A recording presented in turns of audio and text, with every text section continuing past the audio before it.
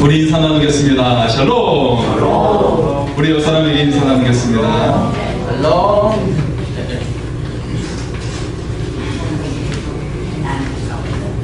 예, 여러분과 함께 나누고 싶은 하나님의 말씀이 있는데요. 출애굽기 1장 7절의 말씀입니다. 이스라엘 자손이 생육하고 불어나 번성하고 매우 강하여 온 땅에 가득하게 되었더라. 할렐루야. 네, 여러분의 인생 가운데 하나님의 은혜가 함께 하셔서 여러분이 생육하고 불어나 번성하고 매우 강하고 온 땅에 가득한 은혜가 임하기를 소원합니다. 예, 우리 옆 사람은 고백할까요? 크신 은혜가 임하기를 소원합니다. 어떤 재판업자가 하나님의 크신 은혜를 구하면서 아주 뜨겁게 큰 소리로 부르짖어 기도하고 있었습니다. 하나님 장사 잘 되게 해주시오. 하나님 대박나게 해주시오. 하고 큰 소리로 기도를 하고 있었어요. 너무 소리를 꽉꽉 꽥꽥 들으면서 기도를 하니까 옆에 기도하는 사람이 다가와서 그러는 거예요. 형제님, 목소리는 조금만 작게 하시고 빵을 크게 만들면 장사가 잘 될 것입니다. 라고 말했다고 합니다. 예, 우리가 열심히 섬기면 큰 일이, 좋은 일이 있을 줄 믿습니다. 네, 오늘 본문의 말씀은 다윗이 하나님께 은혜에 감사하고 있는 말씀이죠. 하나님을 찬양하고 있어요. 하나님의 그 은혜에 대해서 노래하고 있습니다. 그런데 사실 오늘 이 시편 31편의 말씀은 다윗에게 엄청난 고난이 임하게 됐을 때 했던 그 상황 속에 고백하고 있는 말씀입니다. 시편 31편은 굉장히 다윗이 얼마나 큰 고난을 당하고 고통을 당하는지를 알 수 있는 말씀이에요. 1절과 2절 말씀 보면 자신을 건져달라고 두 번이나 반복하면서 하나님께 간구하고 있습니다. 나를 건져주옵소서. 그리고 9절에 보면 근심으로 인해 가지고 눈과 영혼과 몸이 쇠하였다라고 이야기를 하고 있어요. 얼마나 근심이 심했는지 자신의 눈도 영혼도 몸도 쇠하였나이다 라고 말하고 있는 것이죠. 그리고 10절에 보면 내 일생을 슬픔으로 보내며 나의 연수를 탄식으로 보내며 내 기력이 나의 죄악 가운데 약하여지며 나의 뼈가 쇠하도소이다 라고 말하고 있습니다. 굉장히 얼마나 그 고통이 컸는지를 그의 마음과 자신의 육체까지도 굉장히 쇠하고 연약해졌음을 말하고 있는 것이죠. 네. 그런데 갑자기 14절에 모든 분위기가 전환되고 있습니다. 바뀌어지고 있어요. 여호와여, 그러해도 나는 주께 의지하여 말하기를 주는 내 하나님이시라 하였나이다. 할렐루야. 그러하여도 하나님은 내 하나님이라 하였나이다 라고 말하고 있습니다. 그가 이렇게 고백을 할 때 이제는 다른 모습으로 그가 고백을 하고 있는 것이죠. 하나님을 찬양하고 있어요. 하나님의 은혜를 높여드리고 있어요. 그런 모습을 우리는 발견할 수가 있습니다. 예, 내 인생의 고난이지만 주님이 나의 하나님이시기 때문에 그런 모든 상황을 새롭게 하여 주시고 하나님은 역전시키시는 하나님이심을 고백한 줄 믿습니다. 아멘. 그래서 실제로 다윗의 모든 상황이 모두 다 새롭게 변하고 역전되는 은혜가 그에게 임하게 된 줄 믿습니다. 아멘. 여러분도 하나님을 나의 하나님을 고백하고 그 하나님께 부르짖으며 기도하고 여러분의 삶에 역전의 은혜가 임할 수 있기를 소원합니다. 아멘. 오늘 말씀 속에 보면 다윗은 고백을 하고 있죠. 하나님께 두려워하는 자를 위하여 쌓아두신 은혜를 주셨다는 것입니다. 하나님을 두려워하는 자를 위하여 쌓아두신 은혜를 주셨다고 말하고 있어요. 하나님 쌓아두신 은혜를 준비하고 계십니다. 오늘 19절에 다시 그 말합니다. 주를 두려워하는 자를 위하여 쌓아두신 은혜, 곧 주께 피하는 자를 위하여 인생 앞에 베푸신 은혜가 어찌 그리 큰지요. 쌓아두신 은혜가 무엇입니까? 하나님의 은혜가 넉넉하다는 것입니다. 하나님의 은혜가 넘치도록 있다는 것입니다. 다윗은 인생 앞에 베푸신 은혜가 어찌 큰지요라고 노래를 하고 있어요. 하나님의 은혜가 얼마나 많으면 쌓아둘 정도로 그렇게 풍성한지를 말하고 있다는 것입니다. 여러분, 어린 시절에 시골에 가면 눈에 쌓여져 있는 풍경이 있죠. 무엇이 쌓여져 있습니까? 가을 추수가 끝나면 무엇이 쌓여져 있죠? 볏짚단이 쌓여져 있어요. 이렇게 집단이 이렇게 쌓여져 있어서 거기서 놀던 기억이 있습니다. 여러분도 아마 그런 기억들이 있을 것 같아요. 저만 기억을 가지고 있습니까? 그래서 시골에 가면 볏짚단이 쌓여서 거기서 막 놀고 거기서 집을 만들어서 들어가기도 하고 그랬던 기억이 있는데요. 물론 요즘에는 볏짚단을 어떻게 쌓아놓죠? 하얀 비닐을 해가지고 동그랗게 말아서 쌓아놓은 것을 볼 수가 있어요. 그래서 그걸 보고 요즘 아이들은 마시멜로 같다라고 이야기를 하곤 합니다. 눈부터 이렇게 마시멜로는 많이 있어요 라고 말하곤 하지요. 그것이 굉장히 풍성하게 쌓여져 있는 것을 볼 수가 있어요. 그렇게 쌓여져 있는 것. 그리고 우리가 이제 추석을 맞이할 때 보면 과일이 넘치고 먹을 것들이 많이 넘친 것을 볼 수가 있죠. 쌓아두신 은혜, 바로 하나님의 쌓아두신 은혜와 그와 같다라는 것을 우리는 상상할 수가 있습니다. 우리 주님께서는 물고기를 잡던 베드로에게 깊은 곳에 그물을 던지라고 말씀을 하고 있어요. 베드로는 밤이 깊도록 자신이 그물을 던지면서 물고기를 잡으려고 했지만 한 마리도 잡지 못했다고 이야기를 합니다. 하지만 주의 말씀에 순종해서 제가 그물을 내리겠나이다 라고 했을 때 여러분 어떤 일이 일어납니까? 그물이 찢어질 정도로 돼가지고 한 배도 너무 넘쳐가지고 두 배에 가득 실게 되는 은혜가 임한 줄 믿습니다. 여러분 어린 아이가 물고기 2마리와 빵 5개를 주님께 내어놓을 때 여러분 몇 사람이나 먹었습니까? 5,000명이 풍성하게 먹고 12광주리가 남는 은혜가 임한 줄 믿습니다. 아멘. 여러분 주님의 은혜는 쌓아두신 은혜예요. 이렇게 많이 준비해 놓으셨어요. 그런데 우리가 제대로 구하지 못하기 때문에 받지를 못하는 거예요. 여러분 테이블마다 보시면 여러분 앞에 자세히 다 말씀들이죠. 다 기도에 관련된 말씀이에요. 여러분 다 말씀이 다르기 때문에 자리를 옮겨가면서 기도하시고 저는 기도하는 마음으로 다 붙였어요. 기도하면서 붙였어요. 이거를. 기도하면서 만들고 기도하면서 붙였어요. 기도하면서 이 성구를 다 찾아가면서요. 여러분 우리가 믿음으로 구할 때 반드시 얻게 될 줄 믿습니다. 여러분 하나님의 나라가 얼마나 풍성하지 겨자씨의 하늘과 같다고 이야기했어요. 하나를 심으면 큰 나무가 되어서 많은 새들이 깃들어 살 정도로 큰 나무가 된다고 이야기하고 있습니다.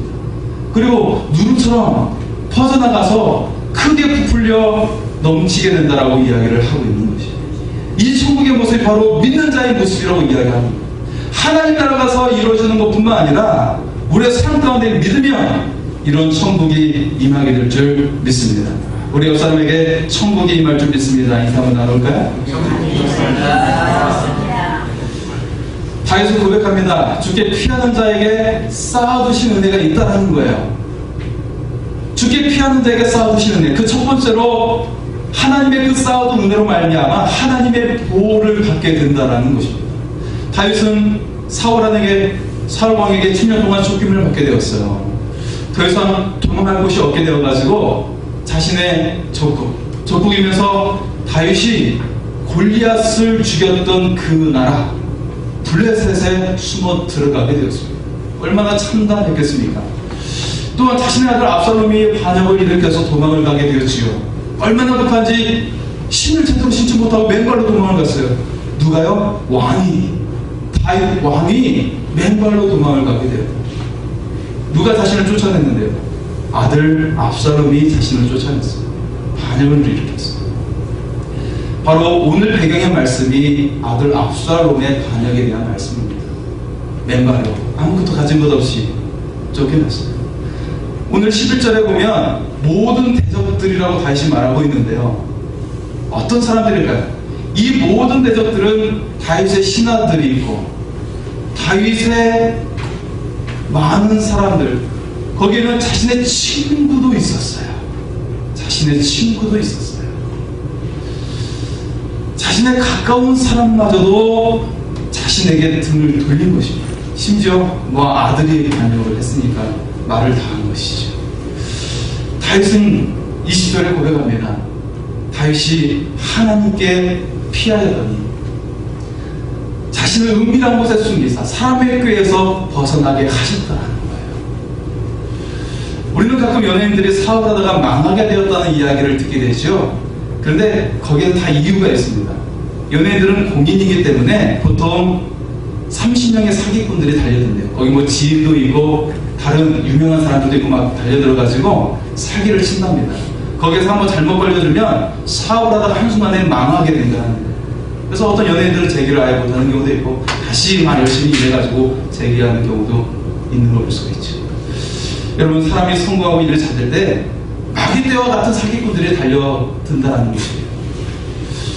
우리의 삶에도 다윗처럼 처음에는 아부를 하다가 나중에 등을 돌리는 원수가 있다는 것을 알 수가 있지. 이 가운데 우리가 요동하지 않으면 다시 일어설 수 있는 비결이 어디 있습니까? 바로 하나님께 나의 모든 것을 의지할 때 하나님, 우리를 회복하시는 하나님이신 줄 믿습니다. 다윗은 자신의 신하들의 등을 돌리고 친구들마저도 등을 돌렸어요. 그 가운데 그가 온전히 설 수 있었던 것은 바로 하나님을 의지했기 때문이었습니다. 오늘 19절의 말씀처럼 주를 두려워하는 자를 위하여 싸우시네, 곧 주께 피하는 자를 위하여 인생 앞에 베푸시는 은혜가 어찌 그리 큰지요라고 다윗이 고백을 하고 있는 것입니다. 여러분이 하나님께 피함으로 말미암아 하나님의 쌓아두신 은혜를 받을 수 있기를 소원합니다. 두 번째로 하나님의 쌓아두신 은혜로 하나님의 사랑을 경험하게 되었습니다. 다윗은 21절에 하나님을 찬양합니다. 여호와를 찬송할지어다 경관 속에서 그의 놀라운 사랑을 내게 보이셨으리라. 할렐루야. 다윗이 하나님을 향한 사랑은 이루 말할 수가 없었습니다. 왜 그랬을까요? 다윗은 원래 직업이 목동이었어요. 가장 천박한 직업이라고 여겨서 신분 상승이 도저히 불가능했던 직업이 목동인데 바로 다윗이 그런 일을 했던 것입니다. 다윗은 목동에 불과했던 자신에게 하나님께서 기름 부음에 크신 은총을 내려주셨어요. 왕으로 삼는 기름을 사무엘을 통해서 부어주신 것입니다. 또한 지금 자신을 반역하는 신하들이 있고 친구들이 있고 그리고 자신의 아들이 반역을 했지만 그럼에도 하나님께서는 자신을 사랑하고 계심을 알았다는 것입니다. 여러분, 우리나라 자살 요리 50 국가 중에 1위라고 너무 잘 알고 있죠. 그런데 나의 말을 들어주는 한 사람만 있어도 자신의 생명을 포기하지 않는다는 겁니다. 그 중에 부모가 나의 말을 귀담아 들어줄 때, 나의 친구가 귀담아 들어줄 때, 나의 마음의 이야기를 귀담아 들어주는 사람 한 사람만 있어도 자신의 삶을 포기하지 않는다는 것이죠. 다윗의 인생은 감당하기 힘든 일들이 많았습니다. 장인 어른이었던 사울왕이 자신을 죽이려고 했고 자신의 부인 미갈도 자신을 버리고 다른 남자에게 결혼을 했어요. 부모들도 자신을 버리게 됩니다. 친구들도 버림받고 자신의 아들에게 반열과 애우기에서 쫓겨나게 되었지요. 그에게는 매우 힘겨운 일들이 많았어요. 보통 사람으로 감당하기에는 너무나도 버거운 일들이 그에게 많았다는 거예요. 하지만 오직 하나님은 그를 배신하지 않으시고 그를 사랑하고 계셨다는 것을 그가 알았다는 것입니다. 그렇기 때문에 절대로 포기하지 않고 다시 일어선 줄 믿습니다. 여러분, 허리가 꺾이는 부상으로 식물인간이 되었던 사모님이 계셨지요. 목사님은 포기하지 않고 하나님께 기도했습니다. 그랬더니 다행히도 한 주가 지난 후에 의식이 돌아오게 되었어요. 하지만 허리가 꺾임으로 말미암아 척추에 손상이 와서 하반신은 물론 전신을 사용할 수가 없었지요. 절망할 수밖에 없는 상황이었지만 목사님과 사모님은 포기하지 않고 기도했습니다. 3주가 지나서 어느 날 밤 사모님이 혼자 계시던 그 밤에 하늘에서 음성이 들려왔어. 딸아, 내가 너를 사랑한다. 나는 너를 치유하는 여호와이란다 라고 말씀을 하시는 겁니다. 딸아, 내가 너를 사랑한다. 나는 너를 치유하는 여호와다 라고 말씀하십니다. 그러면서 하늘에서 두 손이 나와가지고, 손이 나오는 거예요. 형상은 없지만 두 손만 나와가지고 사모님의 손을 붙잡고 일으키는 거예요. 그리고 한 걸음 한 걸음씩 걷게 되었어. 그 사모님이 걸을 수 있는 은혜가 임한 줄 믿습니다. 의사 선생님이 불가능하다고 했어요. 척추에 손상이 와서 하반신은 완전히 불구고 지금 전신도 사용할 수 없다고 이야기하고 있었습니다. 하지만 하나님의 은혜가, 쌓아두신 은혜가 임할 때 놀라운 은혜의 역사가 일어날 줄 믿습니다. 여러분, 절망 가운데 있습니까? 사람들이 여러분을 비웃고 있습니까? 친구들이나 가족마저도 여러분을 버린 적이 있습니까? 그러나 기억하십시오. 하나님께서는 지금 여러분을 사랑하고 계십니다. 딸아, 아들아, 두려워하지 마라. 내가 너를 사랑하나. 나는 너를 치유하는 여호와로라. 이 하나님의 사랑으로 인해서 여러분이 회복되었어요. 다시 일어서는 은혜가 임하기를 소원합니다. 세 번째, 하나님의 쌓아두신 은혜로 기도의 응답을 받게 되었다는 것입니다. 오늘 22절에 다윗은 고백하고 있죠. 22절 말씀을 같이 한번 읽어보실까요? 같이 읽겠습니다. 시작. 내가 놀라서 말하기를 주의 목전에서 끊어졌다 하였사오나 내가 주께 부르짖을 때 주께서 나의 간구하는 소리를 들으셨나이다. 아멘. 여러분, 다윗은 문제가 있을 때마다 하나님께 부르짖어 기도했습니다. 하나님! 그가 목동을 있을 때 양들을 보살피려고 하고 있는 상황 속에서 맹수가 쳐들어올 때 하나님께 부르짖으면서 그 맹수를 물리쳤어요. 그리고 수많은 전쟁터에서 그 죽음의 위협 속에서 그 하나님을 부르짖으면서 그가 맹렬하게 싸운 줄 믿습니다. 자신의 어린 아들이 죽게 되었을 때 금식하면서 목숨을 걸고 하나님께 부르짖어 기도했어요. 다윗은 사울에게 쫓기고 아들 압살롬에게 쫓길 때 눈물로 하나님께 매달리면서 기도했습니다. 하나님께 부르짖으며 기도했던 다윗을 하나님은 가장 위대한 왕으로 만들어주신 줄 믿습니다. 당시 주변 나라들, 모든 나라들이 이스라엘에게 조공을 바치고 있었습니다. 이스라엘을 제국으로 만드는 위대한 왕이 된 줄 믿습니다. 실제로 다윗의 제국이라고 역사학자들은 이야기를 하고 있어요. 그때는 이집트도 약했고요. 그때는 이 이스라엘이 가장 강했습니다. 주변 국가들과. 그렇기 때문에 이스라엘 제국이라고 표현을 하고 있습니다. 이처럼 하나님께서 강하게 만들어 주신 줄 믿습니다. 내가 필리핀의 청년들과 단기 선교를 갈 때 가장 중요한 사역 중에 한 가지가 그 건물에 외벽을 페인트로 칠하는 일들이 있었습니다. 거기가 30가구에다가 가운데는 세미나실, 한 200명이 세미나를 받을 수 있는 공간이 굉장히 큰 건물이에요. 여러분, 필리핀 건물을 보시면 아시겠지만 외벽에 흰색으로 보통 페인트를 칠하고 빨간 글씨로 글씨를 씁니다. 그게 필리핀의 건물의 특징인데요. 그것을 하는 작업이에요.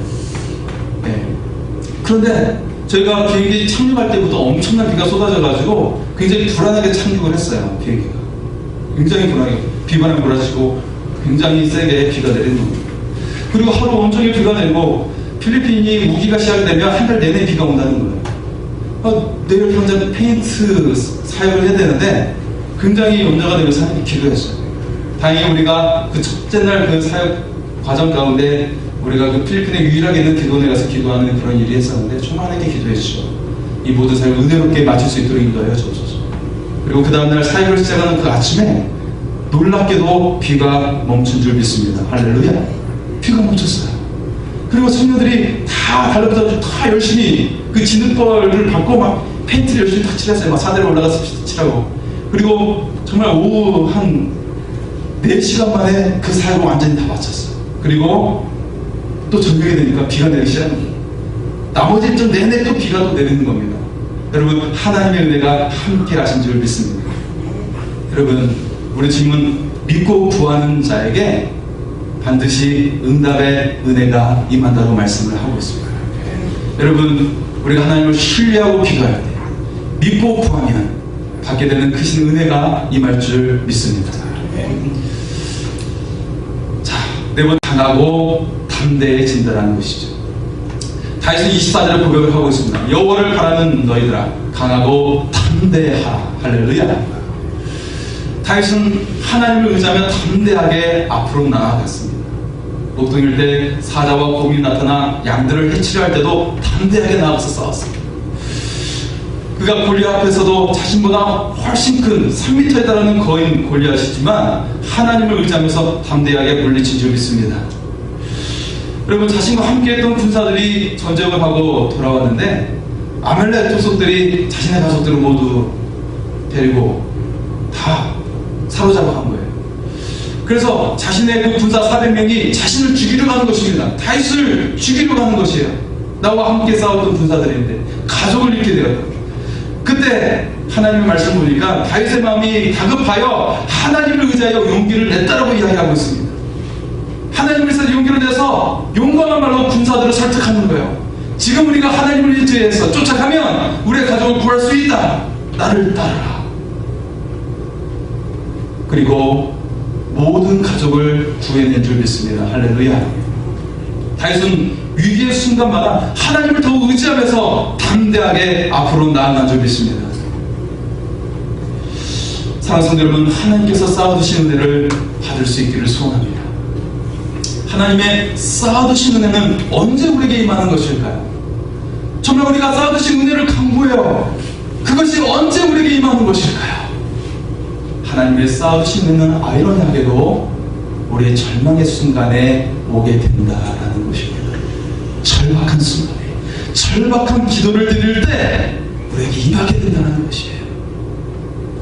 다윗은 목동으로 맹수의 위협에 빠져 있을 때, 그리고 그가 거대한 골리앗 앞에 서게 되었을 때 하나님의 쌓아두신 은혜를 누릴 수가 있었습니다.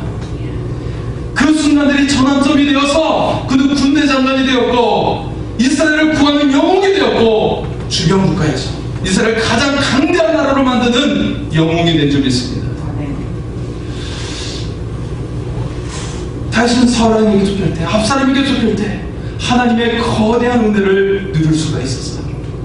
다윗보다는 그가 사무엘 선지자에게 기름 부음을 받을 때부터 시작이 되었습니다.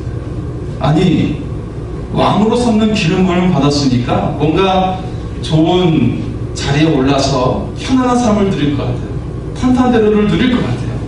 그런데 오히려 그가 기름 부음을 받고 고난이 시작되었다는 거예요. 다윗에게 고난이 없었다면 그는 아버지의 양을 치는 목동으로 평생을 보냈을 겁니다. 그러나 하나님은 그에게 기름을 부음받고 고난을 허락하셨다는 거예요. 여러분 기억하십시오. 하나님께서 우리에게 고난을 허락한다는 겁니다. 왜요? 다윗을 왕으로 만들기 위해서였습니다. 다윗의 나라를 가장 강력한 나라로 만들기 위해서였습니다. 그 고난의 시간을 다 이겨낸 후에 이스라엘을 제국으로 만든 줄 믿습니다. 어떤 주변의 나라도 이스라엘을 넘볼 수가 없었어요. 애국조차도 그 당시 이집트조차도 이스라엘을 넘볼 수가 없었어요. 그리고 다윗은 하나님의 성전을 짓고자 하는 마음이 있었어요. 아들 솔로몬을 위해서 그가 많은 것들을 준비했는데 무려 금을 3,400톤을 준비합니다. 놀라지 않지요? 3,400톤이에요. 이 많은 금을 역사적으로도 어떤 왕도 가질 수 없었던 엄청난 금액의 돈입니다. 금입니다. 금. 그것들을 하나님께서 허락하셨고 하나님의 성전을 지켜하셨고 하나님의 영화와 부귀를 누리게 하신 줄 믿습니다. 여러분, 야곱의 여러 번째 아들 요셉은 어떻습니까? 하나님께서 그에게 꿈을 주셨어요. 꿈을 주셨으니까 이제 좋은 일만 있을 줄 알았는데 그들은 형들에 의해서 노예로 팔려갔어요. 고난이 시작된 것이에요. 차라리 꿈이 없었다면 그런 고난이 없습니다. 그냥 아버지 집에서 양치는 목동으로 편안하게 살 수가 있을 겁니다. 먹을 거 풍성하게 먹으면서 편안하게 살 수 있었을 거예요. 하지만 하나님은 그에게 꿈을 주셨고 그 꿈으로 인해서 고난을 허락하십니다.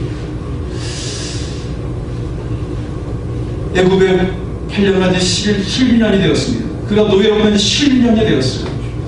그런데 그것도 모자라가지고 하나님은 그에게 억울한 옥살이를 2년 동안 또 하게 하였습니다. 그 어둡고 그 눅눅한 감옥에서 2년 동안 보내게 되었다는 것. 이런 고난이 요셉에게 하나님은 계시지 않는 것처럼 보입니다.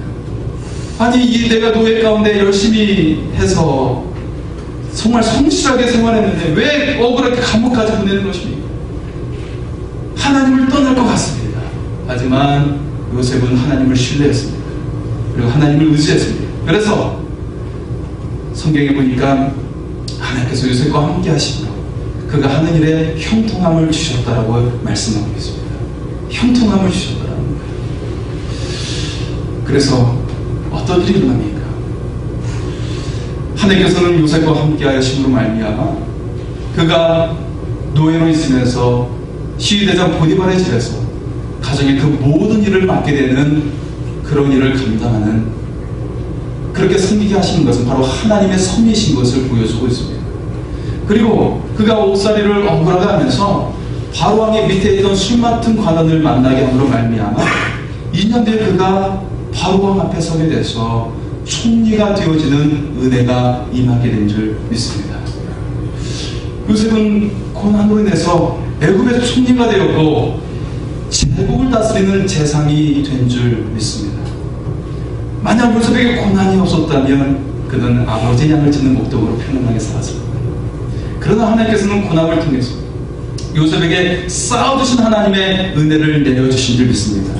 뿐만 아니라 7년 흉년과 7년 기근의 시간이 지나면서 그 극심한 이 기근의 때에 그의 가족들을 구원하고 그 지역의 일대와 메소포타미아 일대, 그 지역의 일대를 구원하는 놀라운 은혜를 요셉을 통해서 이루신 줄 믿습니다.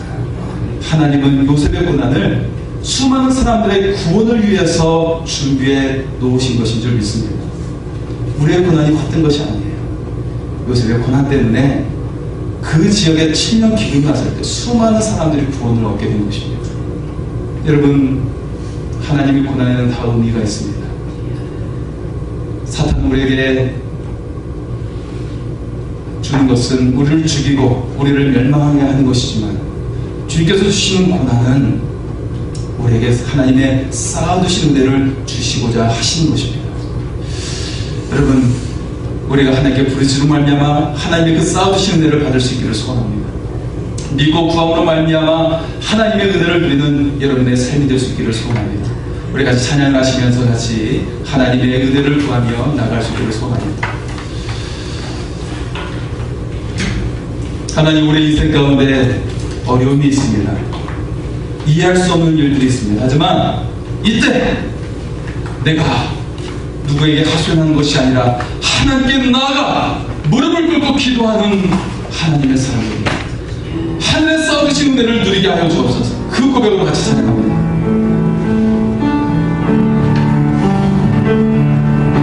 오 나의 자비로운 주여, 나의 몸과 영혼을 주님 은혜로 나 채워주소서. 이 세상 괴로움 걱정 의심 주여 받아주시고 험한 세